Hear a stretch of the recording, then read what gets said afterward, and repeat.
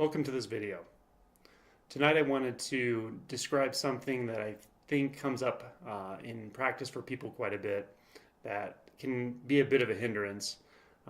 It comes naturally with the way we process, but I see it at various levels causing a bit of um, confusion or um, distortion. And that is that we're always trying to get rid of something. So there's nothing in practice or during meditation or really at any point along the spiritual path or the path of awakening that requires you to try to rid yourself of something. It's just not necessary. But we do have this tendency, and it manifests at different in different ways at different stages. So, for instance, learning to meditate, it's a very common complaint people have that they might say they may learn a technique to meditate, but the moment they sit down to try, they'll say something like, well, I tried to meditate, but I simply can't meditate. I just have constant thoughts. I have too many thoughts. I couldn't relax, so I stopped. And this may actually lead people to give up meditation after 5 minutes or 2 minutes or 10 minutes, or trying one time and fighting themselves with this belief that they should suddenly have no thoughts, when in fact actually just stopping, disengaging from constant distraction and closing your eyes, you will actually you will become aware of your thoughts first and foremost, and that can be quite surprising when we realize how much actually goes on in our minds on a moment-to-moment basis that we're unconscious of because we're so identified with it. So that's an example that can happen quite early on, where we feel like we need to get rid of thoughts somehow, or that we get this impression that, oh, I can finally relax once there are less thoughts, or I will be more present once thoughts calm down, or there aren't as many thoughts, as if we're trying to get rid of thoughts, right? Well, if you can sort of sense into this, you see how it sets up a dualistic mechanism already. We're already pushing against ourselves. We're pushing against what we're noticing. So we notice thoughts, and automatically we're saying it shouldn't be like that, right? So we sit, we relax, we close our eyes, and then we see thoughts, and our immediate reaction is it shouldn't be like this, right? So just start to recognize that this movement of wanting to separate ourselves from our experience and judge it as something that shouldn't be there, that should go away, or then we start to project into the future. We try to imagine a time where there will be no thoughts, and then I'll be relaxed, at peace, enlightened, awake, whatever. Okay, so that's one sort of area in which I find that this tends to happen. Another area I see or experience pretty frequently with people is that they start to adopt spiritual ideas or understandings or Buddhist principles, and now they're trying to get rid of something that's even less obvious, right? So if you're trying to get rid of thoughts, at least there's something that you're directly perceiving there that is a thought, and you're trying to get rid of that, and it has its own set of issues. But it gets even more sneaky and more slippery when you're trying to get rid of something you can't find. So now you've learned to meditate. You've had maybe some experiences of relaxation, or even peace, or deep interconnectedness, or transcendence, or however you describe it. So maybe you've had some pretty profound experiences, or even some degree of realization. And then you read some Buddhist texts, or you watch some non-duality videos, and now you've decided that now you have to get rid of the self, right? This terrible thing called me, this terrible thing called the self, right? Because you learn about no self, or you hear a Advaita Vedanta teacher say, that there is no self, or there's what you perceive yourself to be is not really there. Okay, so now you're going to try to get rid of that, right? So now you're pushing against something that's not even there, right? But the only way you can really do that, whether you see it or not, is to make a mental image of it. So we make a very subtle mental image of this entity, this non-entity, right?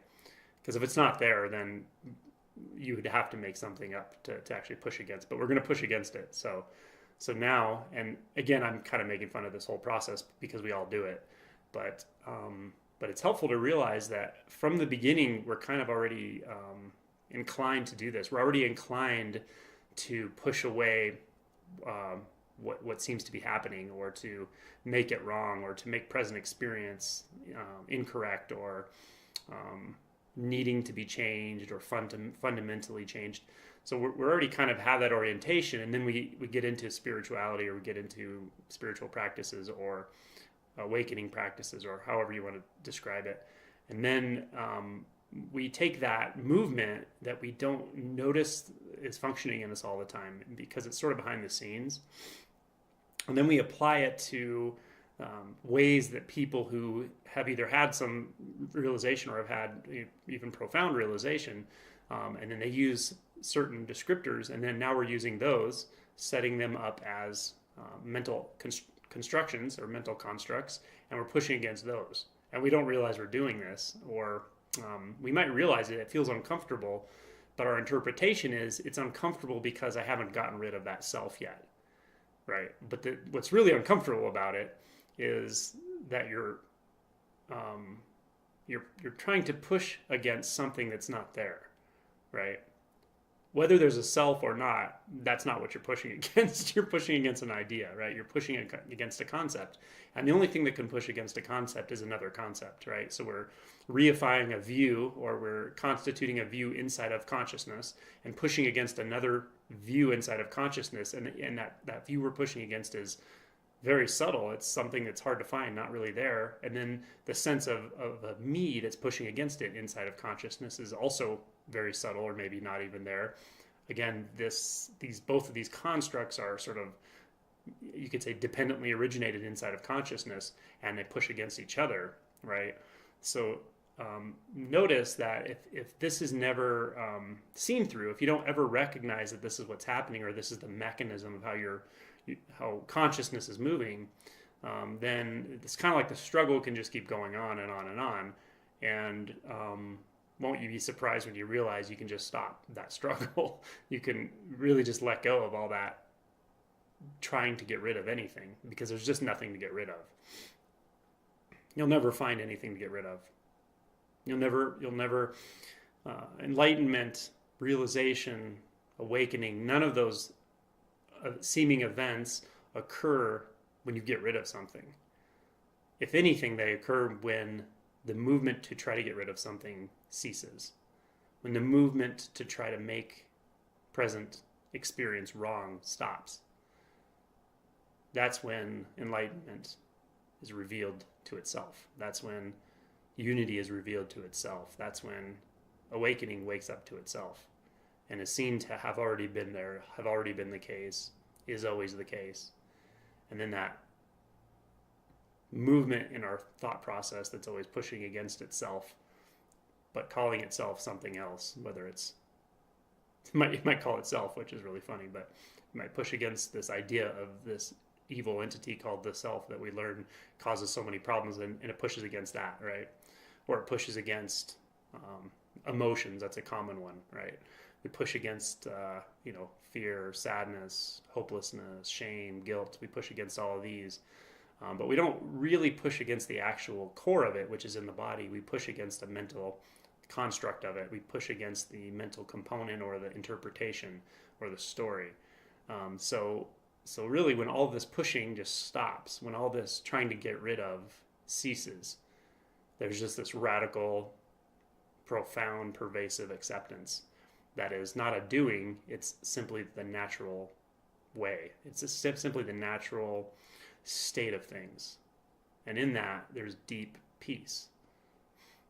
Peace is just the nature of it. There's not, peace isn't an emotion that you experience. Peace is simply the state of surrender to consciousness, to just the sense of, some people would describe it as I, or I am, which is pure sense of I, pure sense of self, the self that has nothing outside of it. So this surrender is a matter of recognizing how and where and to what degree we're pushing against ourselves or pushing against the present. How often and consistently we're trying to get rid of something, which is always in present experience. We're ultimately pushing against or trying to get rid of what's here. We recognize it as here, we make a mental object of it, and then we push against it. And then somehow that can stop. It can completely stop. And then what's here is simply what is. And what is has no edge, no center, no boundary, no division. Infinite, directionless, but radically intimate, interconnected. All senses and consciousness completely integrated, but not holding on, releasing, flowing.